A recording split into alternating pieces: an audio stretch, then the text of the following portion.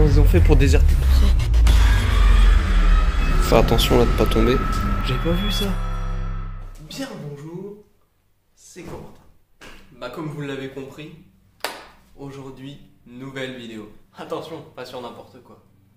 Vous l'avez vu dans le teaser, probablement dans la miniature, et dans le titre, ce sera une vidéo Urbex. Et donc on va voir ça tout de suite avec un Urbex, deux Urbex même je dirais, exceptionnels, et vous allez voir ça tout de suite. L'intérêt de cette vidéo, c'est qu'il s'agit du seul témoignage sur les anciennes piscines dans lesquelles pouvaient s'entraîner les cheminots.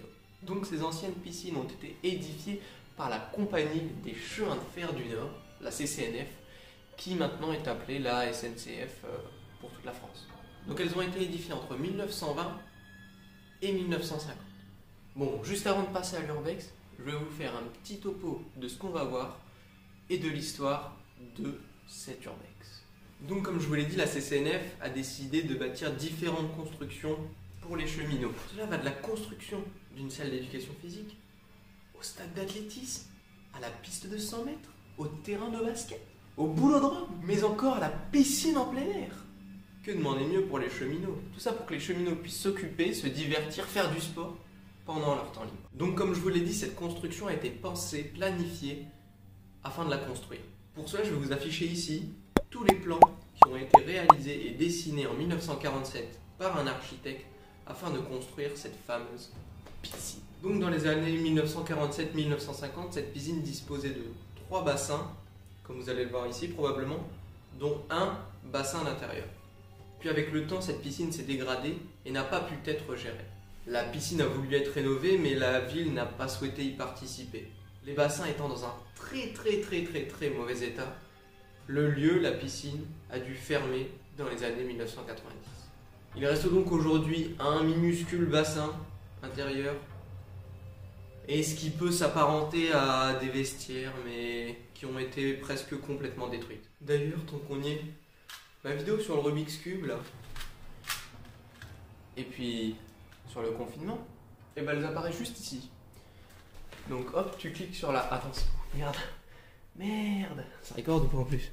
Oui, bah non c'est là. Bah elles apparaissent juste là, hop là. T'as juste à aller les regarder si tu veux. Pour commencer cet Urbex, oui je l'ai toujours dans la main, mais je vais le poser. Nous avons commencé par visiter le premier étage. Donc dans ce premier étage, il y avait anciennement des vestiaires. Maintenant l'endroit est énormément tagué. Bon, ceci dit, c'est pas moche, vraiment, il y a de très beaux tags. Il y a un peu de tout, mais il y a de très beaux tags. Malgré que l'endroit soit tagué, dénaturé, il reste tout de même un petit peu de charme et on arrive encore à voir au sol les délimitations, les marquages faits par les cabines qui étaient anciennement des vestiaires.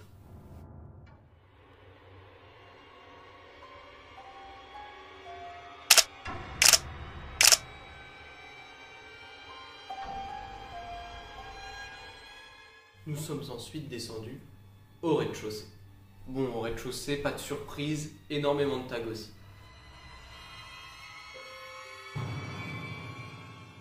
Et au rez-de-chaussée, auparavant, se trouvait le petit bassin.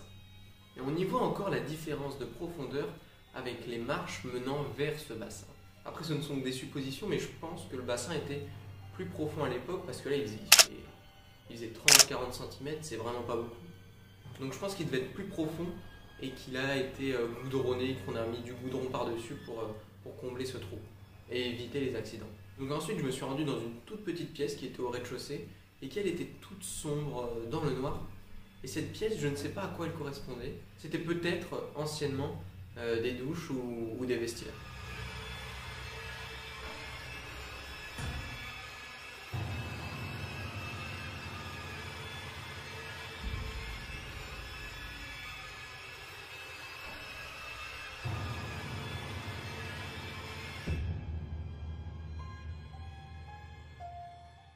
Et quand on sort donc de ce rez-de-chaussée, on arrive sur l'extérieur. Et à l'extérieur, on y aperçoit donc un petit endroit en arc de cercle.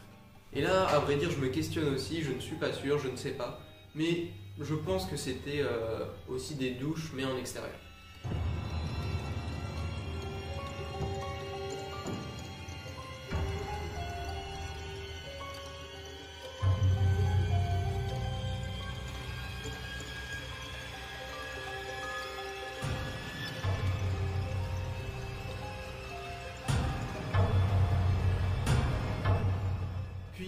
me suis dirigé vers le toit.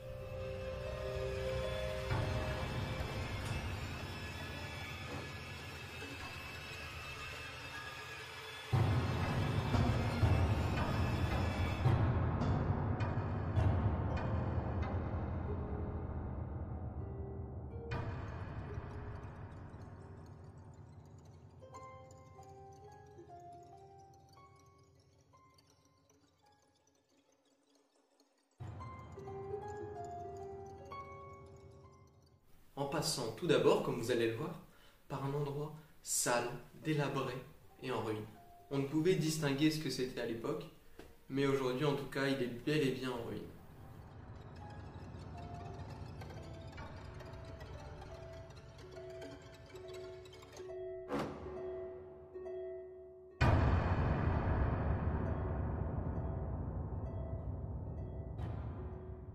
Nous voilà alors à présent sur le toit, avec une assez belle vue d'ensemble, je dois dire. Par la suite, nous pensions partir puisque nous avions visité l'Urbex, qui était le projet de base, c'était la piscine. Mais en observant un peu toutes les bâtisses qu'il y avait aux alentours, on y a aperçu un complexe sportif et une école. Et là, on s'est alors demandé s'il n'était pas possible d'aller visiter tous ces endroits. On s'est alors rendu aux portes du complexe, mais rien n'y faisait. Les portes étaient fermées. On a fait de même avec les portes de l'école, mais toujours pareil. Les portes étaient aussi fermées. Nous repartions donc sur nos pas. Et d'un coup, on se dit que c'était trop bête et qu'on n'avait peut-être pas tout vérifié, tout bien comme il faut. On retourne alors près de l'école, et là sans avoir le moindre espoir, mais vraiment aucun espoir, on refait les portes. Sauf que cette fois-ci, une porte était ouverte. Et ce, parce que nous n'avions pas essayé d'ouvrir la porte dans le bon sens la première fois. On rentre alors, l'impression d'être dans un film quand on a réussi à ouvrir la porte, comme si nous venions d'accéder à quelque chose de magique. Et c'était le cas. Il y avait une ambiance bizarre. On était entouré de poussière, et vraiment de la poussière partout. Comment vous dire? Que de la poussière dans l'air. De jouets étalés sur le sol, vous le verrez, il n'y a que ça. D'extincteurs usagés, de chaises et de meubles qui étaient mis dans tous les sens. Allez savoir si des personnes étaient déjà rentrées et venues mettre en scène tout cela, orchestrer tout cela, ou alors si des gens avaient dû partir précipitamment de cette école.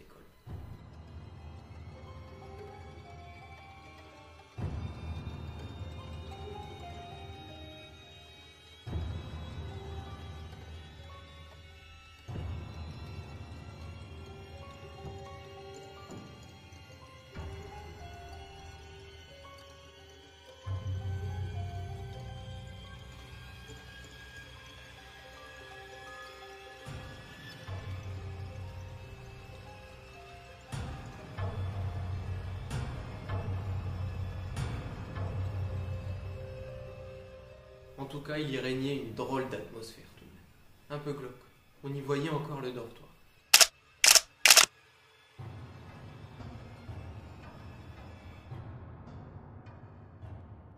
Des dessins réalisés par des enfants.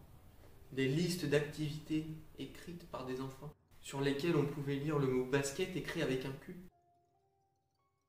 Et même, alors ça nous a fait rire parce que c'était pas trop dans le contexte et tout, mais un règlement qui a été affiché au mur de cette école. Et ce règlement stipulait alors ce qu'il ne fallait pas faire. C'était de ne pas dire de gros mots, de ne pas se bagarrer, et encore de ne pas répondre aux animatrices. On a même pu, bon je n'ai pas les images puisqu'il faisait tout noir, donc j'ai essayé de filmer mais j'ai supprimé parce que on n'y voyait rien. Et on a pu accéder au sous-sol, dans un noir complet où nous avons essayé de nous éclairer avec la lampe de poche, mais on n'y voyait presque rien. Et une fois les escaliers descendus, alors, je sais pas, une dizaine de marches, on y voyait alors un débarras de jouets ainsi qu'une chaudière. Nous avons finalement quitté ces lieux d'Urbex puisque nous devions visiter à la base une piscine et nous avions visité en plus une école. Nous avons donc visité des lieux abandonnés qui n'ont pas été restaurés depuis 1950, avec les souvenirs d'un urbex très particulier, avec 2 urbex en un. C'était un peu un urbex surprise, quoi. Je vous laisse en espérant réaliser des urbex aussi incroyables que celui-là. N'oubliez pas que les urbex ont une règle, c'est celle de conserver et de ne rien détériorer dans le bâtiment ou dans le lieu où vous vous trouvez. Sur ce, je vous laisse et je vous dis bien le bonsoir.